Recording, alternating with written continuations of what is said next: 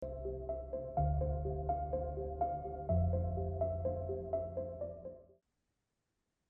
afternoon, everyone, and thank you for joining us today for Unifyed's presentation, Beyond Ellucian, the retention platform driving engagement. We'll begin momentarily. For those of you who just joined, we'll be accepting questions today throughout the presentation via the chat box. If you're unfamiliar, there is a chat option at the bottom of your screen. Feel free to add any questions, and one of our sponsors or one of our monitors will be monitoring those questions for you. And thank you, Kenneth. Again, welcome to those of you who just joined. We'll begin momentarily the presentation Beyond Ellucian, the retention platform driving engagement. Welcome to the presentation Beyond Ellucian, the retention platform driving engagement. Today, we will be accepting questions. You can submit them in the chat here in Zoom. And then throughout the conversation, Kyle and I will be not only addressing the questions, but in some ways addressing it if we're on a particular area. So we'll call it out if that question had been asked. And with that, I will begin today's discussion. Joining me, I am Len Napolitano, president of Ellucian, and joining me, I'm president of Ellucian. I wish, it must be the coffee. Joining me, president of Unified. Joining me is Kyle Stevens, one of our co-founders and senior product manager of Unified. And on behalf of the entire Unified team, we welcome you for today's discussion. And and Kyle, we can't see you just yet. I think the team would like to see you. There you are. And I want to start off with the thought I had. Together, and that's what this conversation's about. Together, we as a post-secondary community, we can buck the trend. We can buck the retention trend that is sweeping across our nation. Will it be easy? No. Is it attainable? Absolutely. Is it attainable for every institution out there, whether you're a community college, whether you're a proprietary or professional focused institution, whether you're a large research university or a baccalaureate institution? It is possible.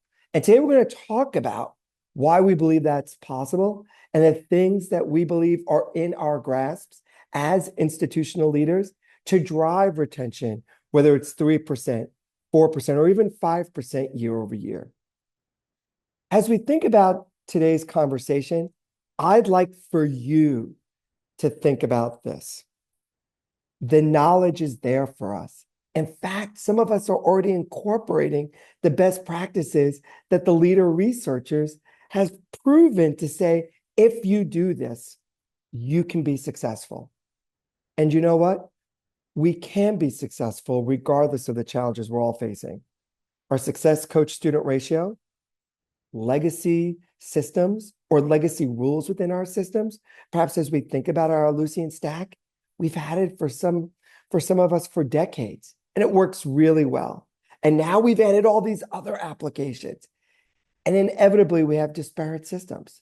Well, how do we empower these disparate systems to create a unified experience? And we're going to talk about that in order to drive retention, in order to make our advisors more impactful, in order for us as institutional leaders to see those critical inflection points in our data and act on it before there's a crisis, whether it's pertaining to a certain cohort group, whether it's pertaining to a population that is a new population for our institution, perhaps by program or by population type as relates to that program. But what's possible is by knowing our North Star. And if that North Star is 5%, why do we think we can achieve it today?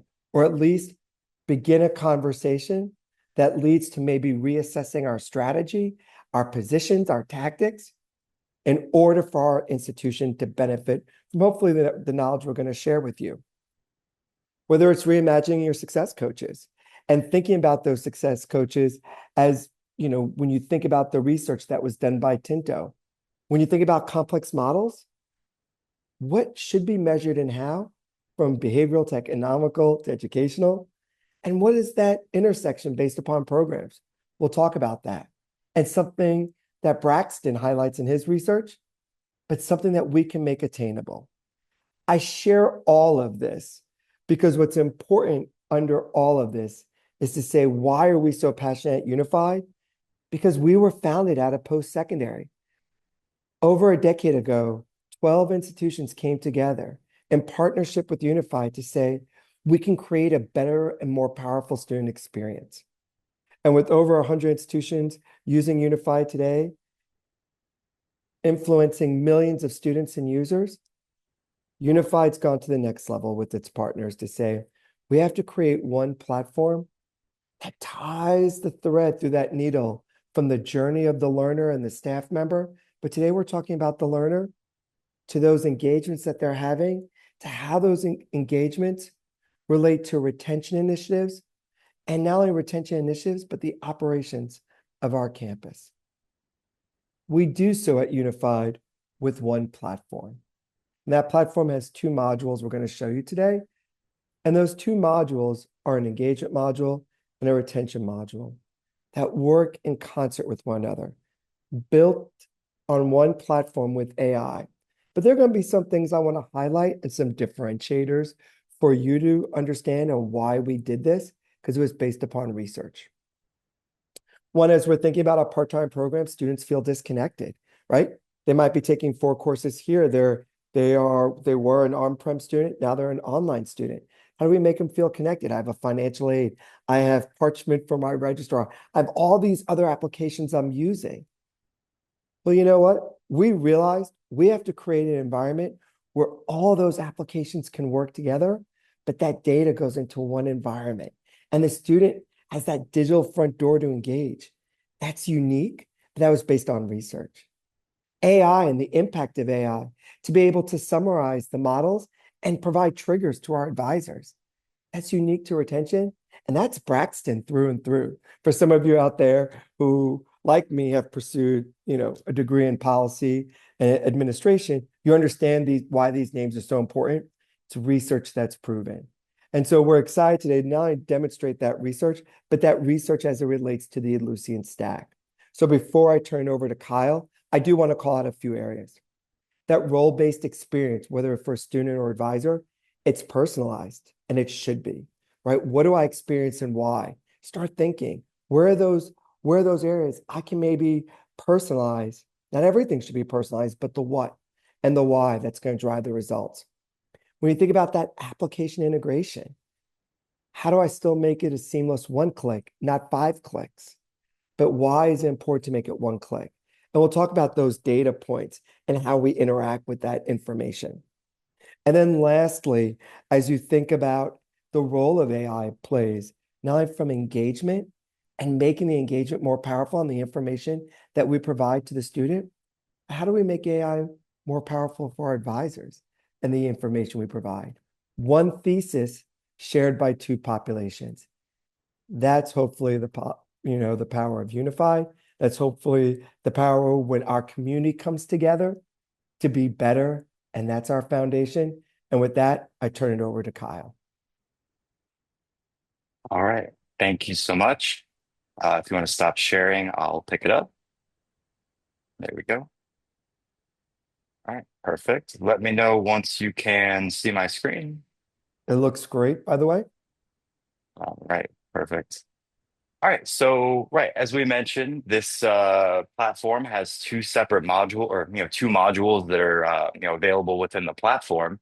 What we've done is started the experience by logging in as the student. And what we'll notice is once I log in, the system knows what type of user I am. So student, staff, faculty, right? However, we break down those audiences, and you can tailor that experience. So everything from the page they land on, the left navigation, the features on the page, and even down to the messages that they're presented, right? That all either goes towards that audience level or even down to the individual level as it relates to these messages. So the first thing they're presented with is one of the 6 delivery channels that we have within the platform for messaging.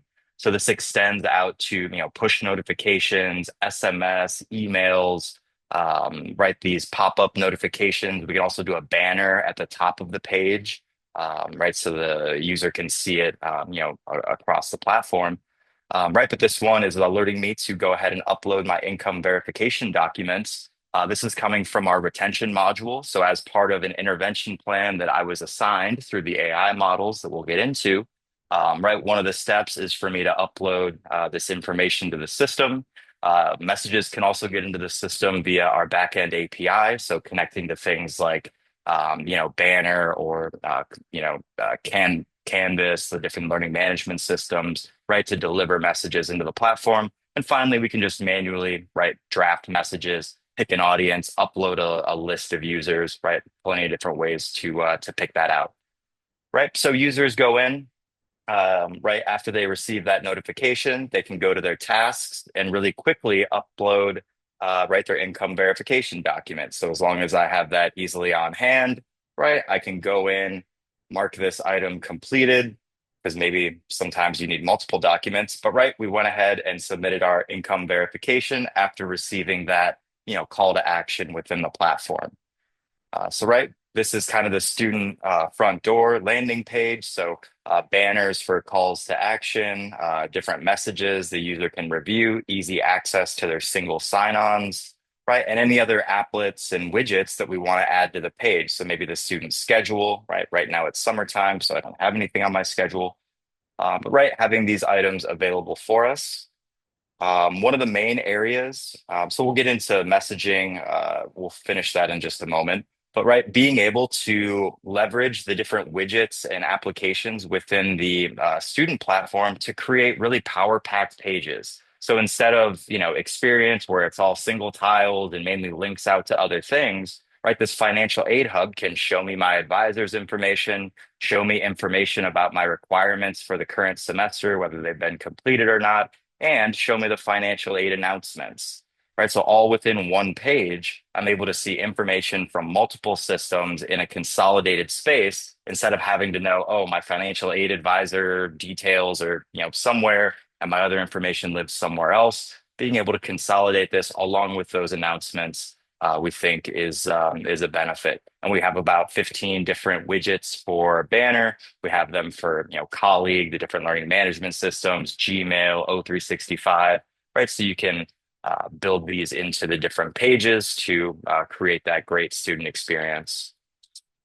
Now, one of the other highlights of the platform is this activity feed. So it allows users to kind of opt in, opt out of these different interests to kind of tailor those optional messages that they receive. So previously, these may have all gone out as like spam to their email, and that's why they're not reading messages because they're all coming from the same email address. So this allows you to kind of tailor or them to tailor what communications are actually showing up in their feed. You can create as many of these interests as you'd like. We preload it with a good handful, but right, we can choose which ones we roll out, and we can even opt users in automatically and allow them to leave, or even opt them in and lock them in. So maybe campus announcements, you want to make sure all current students are receiving that. So these interests are important not only because they determine what items show up in a user's activity feed, but they also extend to things that further engagement as well. So something like right, communities. So these are for like clubs, organizations, committees on campus, and some of the open ones, right? You might want to suggest users additional communities. So hey, we know that you're into AI and technology. So, hey, computer science club might be for you. So we go ahead and we rank those similar to like a Netflix recommendation score, and we tell you why. So, hey, because you're into X, Y, and Z, we find this to be a 93% match. So again, getting users into these additional engagement opportunities, and then flowing from that are these events. So we can go ahead and import events from something like 25 Live, Google Calendar, O365, really anything with an ICS or RSS feed to populate events within the system to then allow for folks to register and even track attendance for those. So we can also do that with like the communities, right? Each community gets their own community calendar. We can do that across the board. So if you just want certain local calendars created within the platform for something like an orientation event, we could go ahead and create those, target those to the right audience so that only the appropriate users in the system are seeing those, right? But a user can go in, view an event, see those details, even go in, register. As I said, we can track attendance so the host can scan these QR codes and track attendance. And now, right, And that's kind of the student view. Go ahead, And if Kyle, if Maddie. I could just elaborate, what I love about this the engagement that Kyle was alluding to, from the communities to the events, goes back to research. One of the preeminent researchers about making students feel connected is Aston. And he talks about we have to create these micro experiences. As we think about the diversity of our programs and cohorts, even staff and students, these become really powerful connections when we have blended learning models as well, where the students are taking maybe 2 classes on campus and 2 classes online. So, and this is also the power when I like to say we have two AIs, right? Artificial intelligence and academic impact, or maybe a third, advisor impact. This is ways now it's relating to me, right? To that individual to make those connections, right? Whether it's for an event, and that event could be both social and academic. These are micro moments, but they're powerful. Over to you, Kyle. Yeah, thank you. And so I just wanted to pull up mobile really quick, just show a couple examples. So this is the native mobile app, right? Kind of showing the same content as we have within the website, right? Kind of showing that unified experience. So we can certainly do that. That's one option, right? Another option we have is kind of the dedicated mobile landing page. So instead of the content being shared across mobile and web, right? This one is simply right designed for the mobile. And again, we have the technology to really send users to a unique landing page, per audience. So students can land on a student-centered mobile page. Faculty could land on a faculty-centered mobile page, right? Or again, we can do the option that we see here and kind of have that unified student page across mobile and web, right? Those options are up to you. Additionally, right, those different widgets that we have that connect to things like the student schedule, or in this case, right, academic transcript, right, these are all available within the native mobile app as well. So if a user wants to, as they're meeting with their advisor, easily pull up some of their historical grade information, right, they're able to easily do that within the system there. So yeah, I think that pretty much handles the end user view. Anything we want to add before we jump into the advisor screen? Nope, let's rock and roll to the advisor. All right, wonderful. All right, so now we've logged into the same system. I've just logged in as a different user, and this one's an advisor, right? So the page that I land on now is this advisor dashboard with these applets showing me summary information about my different cases. So these cases are generated from our retention system, generally through one of our 6 models. So we have 6 models plus a manual, kind of early alert system or manual alert system where faculty, if they see something, can say something. But right, generally, these cases get into the system through these models and they're ranked high, medium, or low. So on the page, I can see kind of my current caseload, my advisor, my advisee list, and all that. I can see alerts of students that are at risk of falling out of SLA. So meaning, something I'm supposed to do with them is either already supposed to have happened or is supposed to happen soon. I can see my day at a glance based on my calendar of, meetings with students. I can see the primary risk areas. So are most of them, having academic issues, or are we having trouble maybe fitting in on campus or socializing, engaging, whatnot? The advisor could also view their actual intervention effectiveness. So each advisor may have different strong suits as far as the different interventions. This allows them to see which ones are working best for them, right? So maybe make decisions in the future. So I could go ahead, day in the life of the advisor. I could maybe start my day by checking out my high risk caseload. Anything here with a triangle denotes a recent negative change. So we'll go ahead and check on Olivia first here. So what's causing the alert, right? We're seeing that she didn't schedule a meeting that should have happened already, and we see a recent drop in attendance. So we start with this risk overview, and not only does it show us the alerts, but also an AI summary of kind of what it understands as being the issues, because we may be getting inputs from the academic warning model, the dropout risk model, behavioral, and manual, right? The AI is going to kind of mesh that together and give you a summary of what it understands to be the key issues. But it doesn't stop there. right? So if we want to dig in and see, hey, what are these manual referrals that are making it a high risk? In some of the other platforms, right, it'll just show you, hey, there's a manual risk, or hey, it's a 75% risk, but it won't give you this granular level of detail where I can see what all went in to causing that right, that higher number. Same with the academic warning. So as I mentioned, right, not only do we see 80% warning, but I can see what all went into scoring it the way that it did. Right, this helps the advisor as they're discussing with the user to right, help the risk be mitigated. So to mitigate that risk, we identify different intervention plans that are automatically assigned with the case. So in this instance, we have an academic recovery plan. I can see here, submit the income verification document, right? That was just done. So the user can or the advisor can track the user's actions as they move towards completing this, this intervention plan. If we want to get granular in there, we can see, right, they've completed 2 of 4 items. We can see the timeline, make sure that items are happening consistently and on a timely basis. Right, so we can track those intervention plans from here. Of course, through those intervention plans, there's probably communications that go back and forth. So anything that's an email, an SMS, the pop-ups that we saw within the portal, right? And even they can manually log calls, right? Those are tracked within the system here, allowing you to see every back and forth. Also, appointments are tracked, so we have the ability for them to schedule, appointment scheduling with their advisor, whether that's in person or virtual.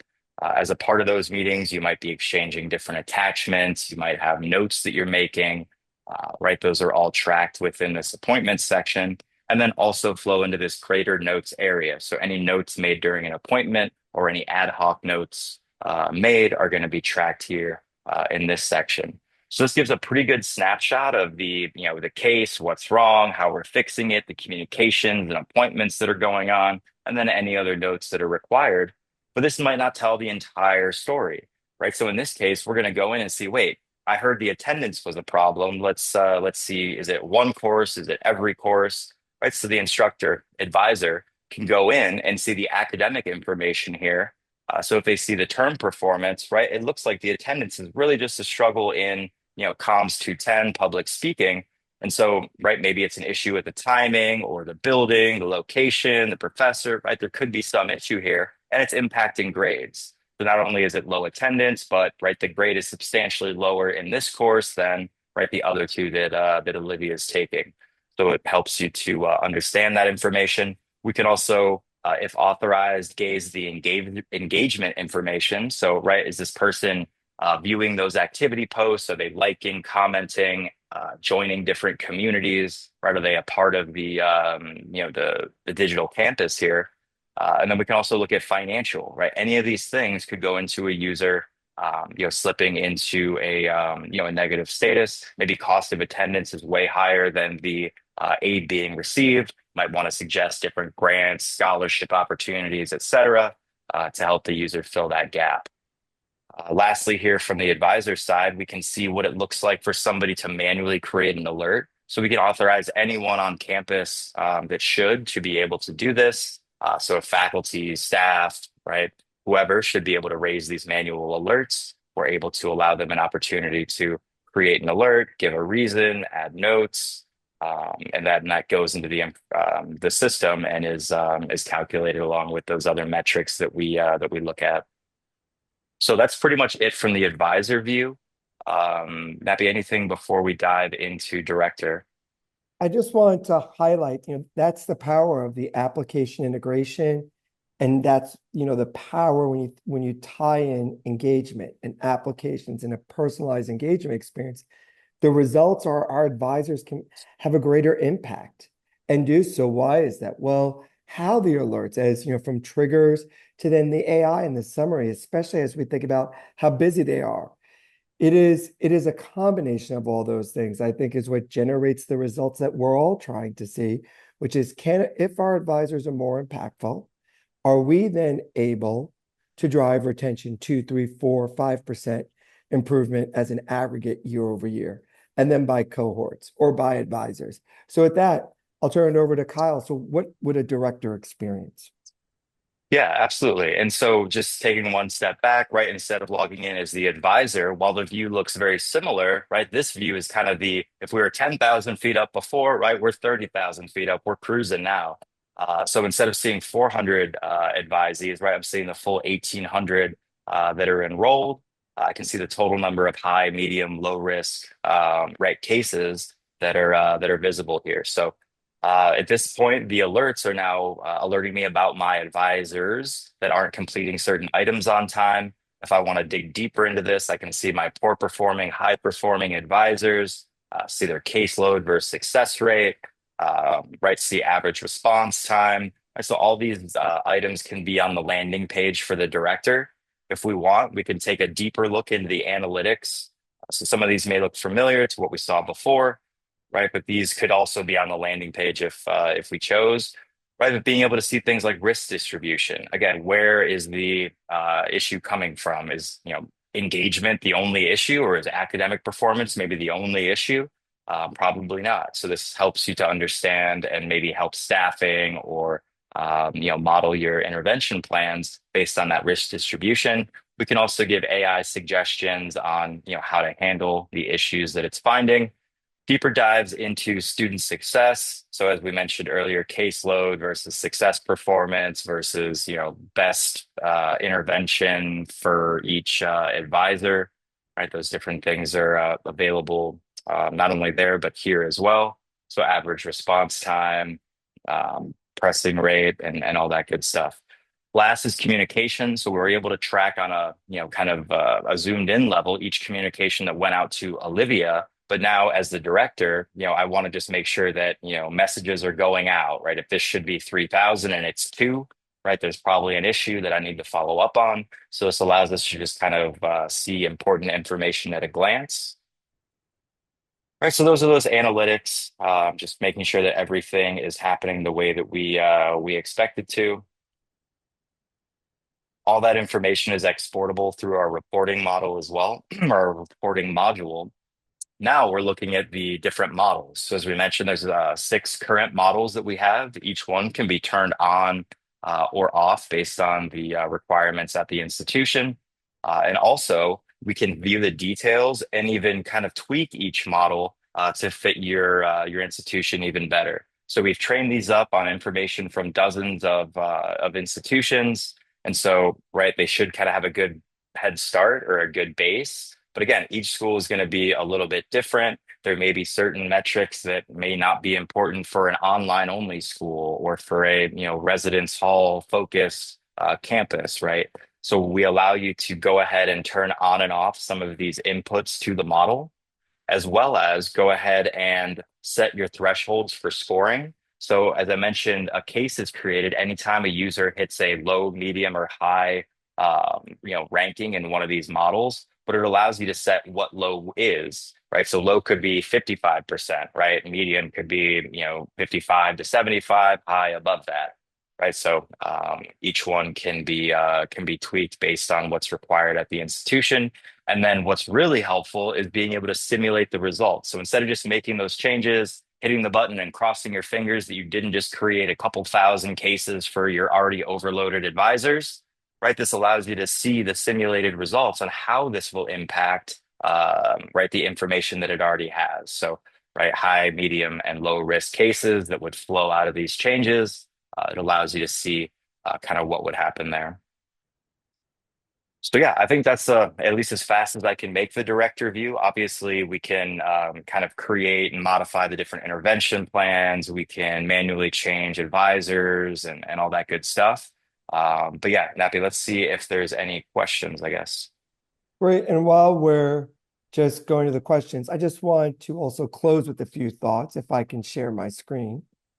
Yeah. And so, as we're waiting for any questions to see if there are any questions, I did want to share, we start off the conversation, and pointing to the fact that as a community, we said we had to create a platform based on research. And so it'd be incumbent upon us to share with you not only where did we identify those challenges, who we, which research we want to assess, But then from that research, what did we apply it to in an actual result and the tactic, whether it's risk profiling, whether it's thinking about modules and the rubric in the modules, and as Kyle showed you, that flexibility, whether it's thinking about multi-channel communication and communities and ways for that student to engage and identify risk when they start feeling disconnected socially. Well, that's because of the integrations we've invested in, the AI being able to alert not only the student on how to engage, but on the other end, the staff member on how to engage, right? So as you think about engagement, it's a bigger picture, right? We have a shared responsibility, right? As a community, but also as an institution to say, how do we make this student persist, right? We're working really hard today. Let's reinvest our efforts and maybe doing things a little differently because we already know what hard looks like. Also, for those of you, for those of you that would like to have a richer conversation with us, please feel free to reach out to both Kyle and me. We'd be delighted just to walk you through, knowing some of these areas in greater detail, but also hear about what you're doing and maybe, provide some recommendations on ways to improve what you're already doing, whether it's perhaps your current Ellucian stack and the current configuration, whether it's how you're imagining your application integrations. We'd be delighted to work with you. And with that, we've come to 1:30. We do try to be cognizant of this. You will be receiving an email from us. So ask a question. We'll be happy to respond, not only from me and Kyle, but from the rest of the Unified team. Thank you for your time this afternoon. And for those of you who are enjoying a 3-day weekend, have a wonderful weekend. Bye-bye.